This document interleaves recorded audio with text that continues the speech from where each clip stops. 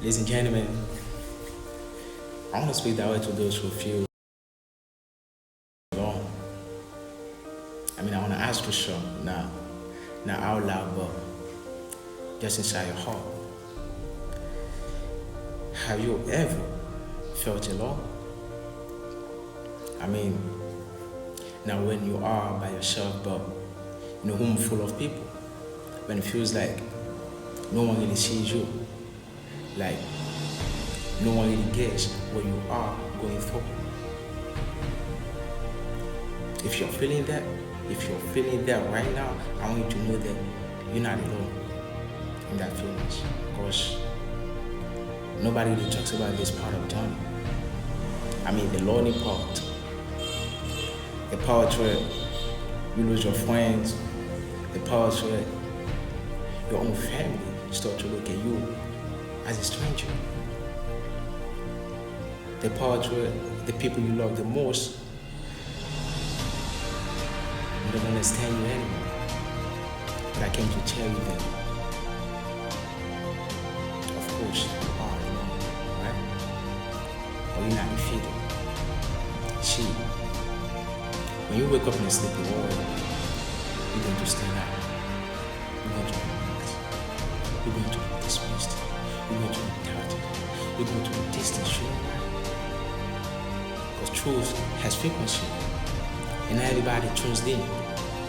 And when you speak truth in a world built on lies, you become dangerous. They call you radical. They call you angry. They say you've changed. They say you're too deep. But what they really mean is you just grown as the change that they're still wearing. So if you're feeling that isolation, let me tell you, that's not madness. That's clarity. That's a price of being chosen. That's a cost of consciousness. That's what happens, when you decide to lead instead of follow. So don't run from that loneliness part. Use it to build, man. Use it to heal. Use it to train. Use it to become the weapon our people need. And remember this. Every warrior walks alone before the army marches behind him, right? And every prophet was rejected, including our prophet Muhammad sallallahu alaihi wasallam.